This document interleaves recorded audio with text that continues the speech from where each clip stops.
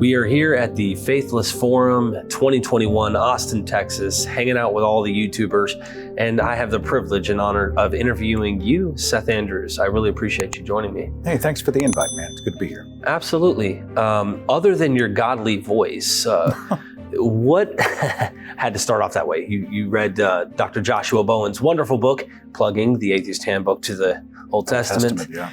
Volume 1, we might see some more. Hope, I know he's working, so it should be probably maybe next year. I don't know. We'll see. Absolutely. Well, he's a wonderful friend and a great person to work with. So I'm really glad that you were the one who read it, or else the audio just wouldn't have been half as good as it is. So, well, thank you. What is it that you do? What is your activism, if I could use that term, online? Yeah. Well, I'm a former evangelical, raised in a devoutly Christian home. Theologian parents, the whole shooting match, Christian school, student leader. I was a Christian radio host for 12 years. We played Amy Grant, Stephen Curtis Chapman, Michael W. Smith. All my favorites. And, I became a video producer and began producing videos, fundraising videos for hundreds of churches all around the country. And, I was in my 30s and I became less satisfied with my faith. It wasn't making sense, But I partitioned it out so that I could be a believer in Jesus, but I didn't really have to participate in my faith. I was kind of dormant. That lapel pin Christianity, yes, I believe in Jesus. Yes, I'm going to heaven, but I don't really engage in Christianity. And I stumbled across a debate video with Christopher Hitchens against Rabbi Shmuley Boteach. And I was just browsing the internet. I didn't mean to, see the debate. I just happened to stumble across it. And at the end of that 90 minutes, I realized that the atheist made more sense than the God believer. And I started a journey of deconstruction, became an atheist. I said it out loud at the end of 2008 and immediately was seeking community. So, I live in Oklahoma, Jesus town, Oklahoma, Tulsa, and I was looking for community. And so I decided to create one online, and I called it The Thinking Atheist. I am not the thinking atheist. The thinking atheist is an idea. It's an icon. I come out of a faith culture, so let's reject faith. Faith is a terrible way to find out what's true. Let's try to reason this out. Let's follow the breadcrumbs. Let's pursue the evidence. And started the podcast behind it in 2010, and we're still kicking, approaching 600 shows. So I produce podcasts and videos and speak all around the world, encouraging other people to pursue an authentic life and to challenge religious claims. What has been the most difficult thing you encounter when it comes to believers? Well, conversations are often challenging. For me, it's been the dogmatism of family. You can imagine theologian parents. They did everything in their power to front load the deck so that I would be, a Christian leader, a Christian minister in some capacity.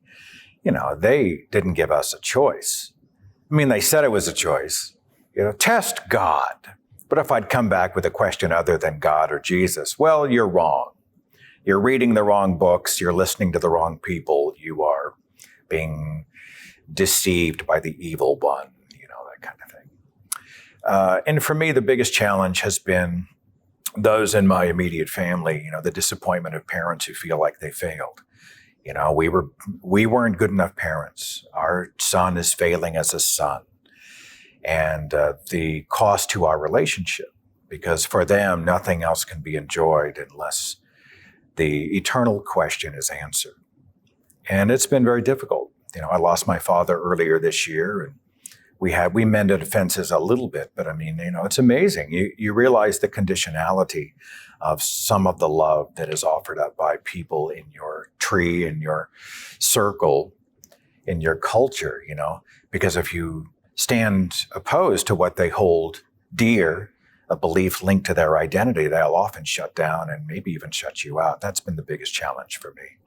Sorry for the loss of your father. Thanks. Yeah. I can't imagine what that's like. We weren't hugely close.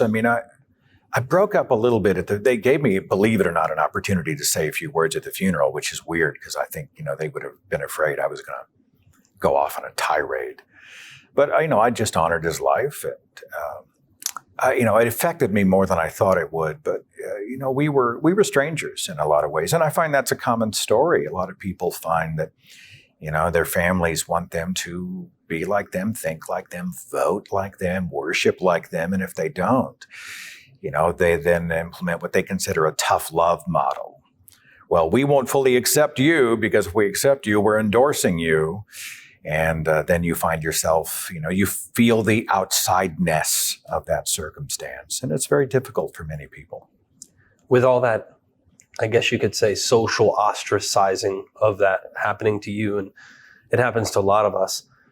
What has been the greatest reward from exiting, if I could use it, the cult mindset that we all had? Well, there's a ton of answers to that. I'm going to try to not, send you into a deep slumber with my answer. But, to not have to, Christianity and fundy religions have an authoritarian model where you respond to authority. It's a culture of savior figures. It's also a culture of shame. You are born sinful. You're broken. You need to be redeemed. Not me, but Christ who lives in me, And coming out of that, I found real satisfaction in being able to accept myself. I don't deserve hell. I'm not broken. I'm not damaged goods. My life has value.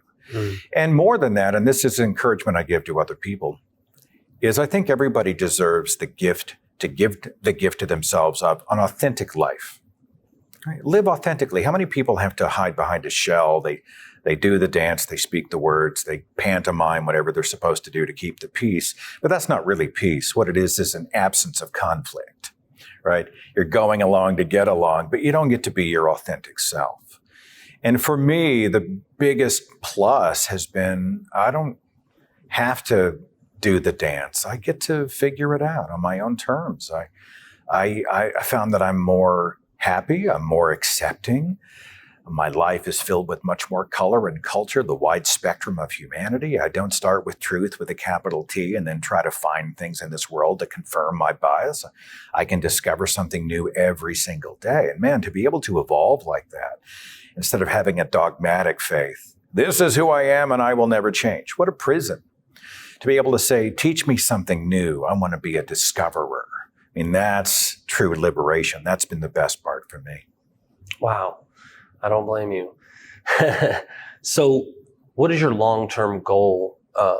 Obviously, the initial goal was finding yourself. That was a process. You have found what you would like to say is yourself. You figured out what makes you happy, what makes you tick, and how to enjoy this life far more than you ever did within the bubble. There's a security blanket in some senses, but there's still the fear. And today we don't live with that like we used to. So the question is, in the long term, what do you hope to gain from doing what you're doing in your activism? I'm not a great mind. It's funny. There are so many people out there that I find so impressive and even intimidating. I'm like their encyclopedic recall of all this amazing data. I found myself for a while apologizing for the fact that I'm kind of an idiot. It took me 30 years to get out of a fundy faith. I used to think that.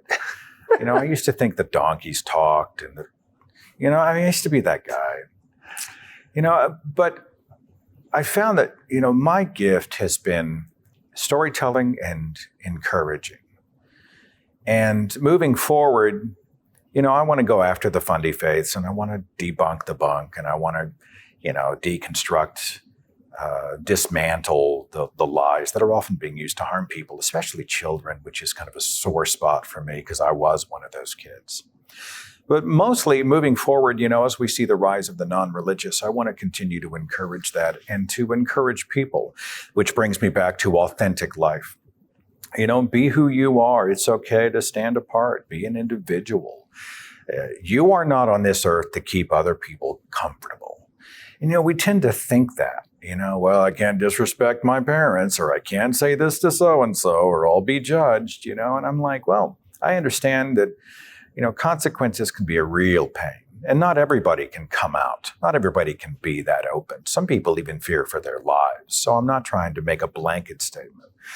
But I do want to encourage people, you don't have a responsibility to make sure everybody else feels cozy and comfortable all the time. In fact, it was when I became uncomfortable that I started to really think, that I started to say, why am I uncomfortable? Why is this bothering me so much? And then I finally came to a moment of critical mass where I was willing to find out what all that means.